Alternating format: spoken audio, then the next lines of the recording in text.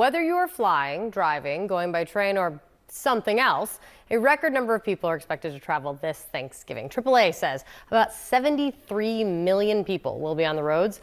And if you are renting a car, Hertz expects Wednesday to be the busiest day to pick one up, so prepare for that.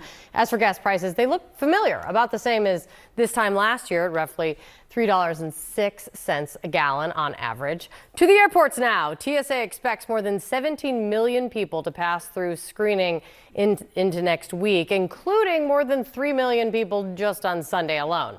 Best advice for it all? Let's find out. Joining me right now is Haley Berg, lead economist at Hopper. It's good to see you again. Thanks for coming in. So with all of that, those big numbers, what is it going to look like? What can travelers expect and should be prepared for in terms of how packed it is at airports and where it's going to be most packed and busiest in the coming days?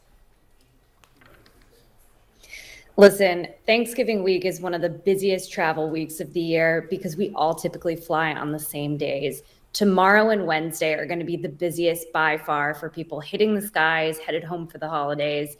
We're expecting over 3 million seats to depart from U.S. airports. That means a lot of passengers in line at TSA and in line at the gates. In terms of where it's going to be busiest, Atlanta, Chicago, O'Hare, and Dallas will be 3 of the busiest. But all of the major U.S. airports are expecting to see crowds as millions of Americans are headed home for the holidays. And Haley, are you seeing, especially when you talk about those busy airports that had to see those slowdowns, is there some residual tangles and slowdowns from the government shutdown still that people are going to be dealing with? Thanksgiving week and Christmas week as well typically do see higher disruption rates, even when we're not coming off of a huge shortage in staffing and significant disruptions. We are expecting to continue to see some delay and cancellations into the holiday season. What I will say is that whether travelers experience a disruption or not, it is their number one concern headed into this vacation week. 70% of Americans say that they are very concerned about being impacted by disruptions over Thanksgiving or over Christmas vacations. So it's very top of mind for travelers. So what is best advice other than, be kind for everyone, especially if you're traveling on Sunday, which is set to be the busiest day?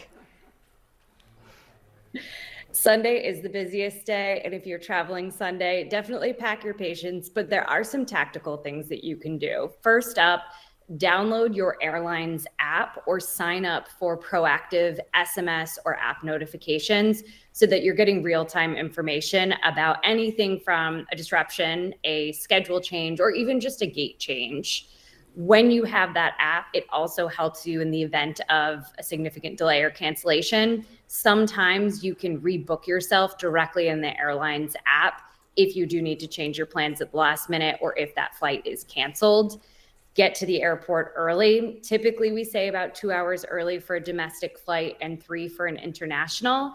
Check your airport's website. Oftentimes, they'll give you a red, yellow, green on how those TSA lines are looking. If it's red, try to get there at least 30 minutes earlier than you typically would.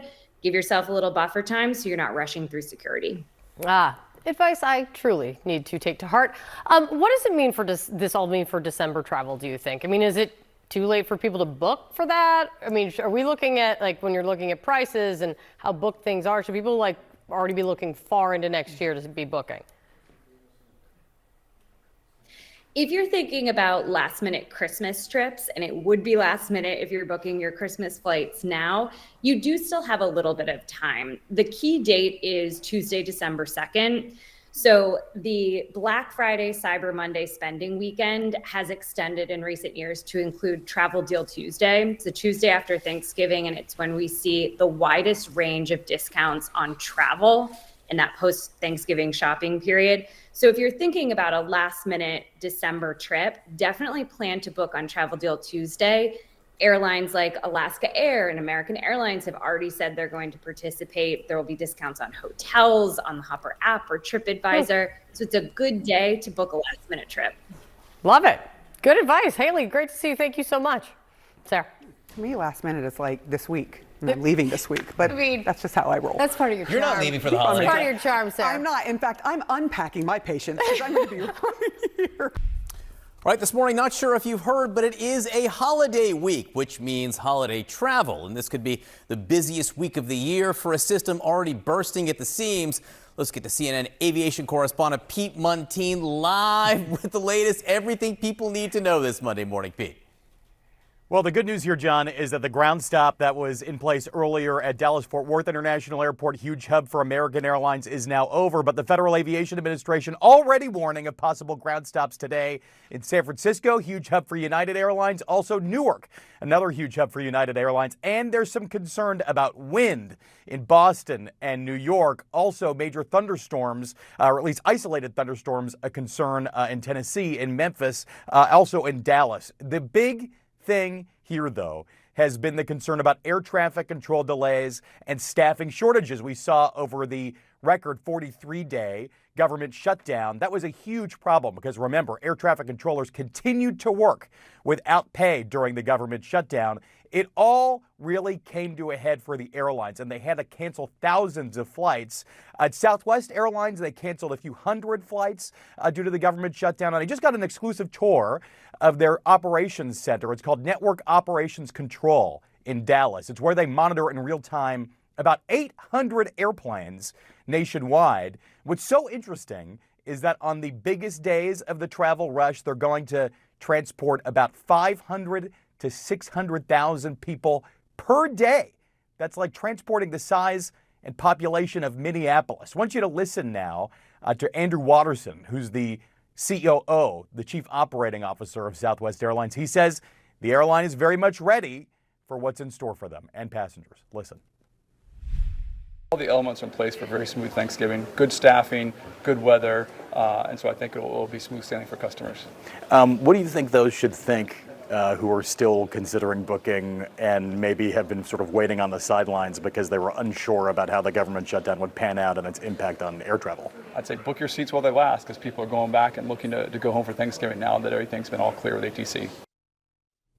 What was so interesting to me in that interview with Southwest, they said people book up to tomorrow. That's when people are still looking at Thanksgiving trips. So if you have not booked, you should probably book now because the TSA says it'll screen about 17.8 million passengers in total between tomorrow and next Tuesday, December 2nd. That's averaging about 2.5 million people per day. The biggest day, the TSA says, will be the Sunday after Thanksgiving. That's the typical day of the high point for the year. But what's so amazing, John, is that in 2025, we've seen 8 of the top 10 busiest days in TSA history at airports. It seems that we'll probably get a 9th and a 10th when this weekend comes and goes. It's going to be another big one, John. How do so many people have somewhere to go? I mean, where's everyone going all the time, right? I mean, Don't you want to skip time with the in-laws? I don't know, but where do you need to be? I mean, it's like in 2025, all of a sudden Right. people need to go somewhere?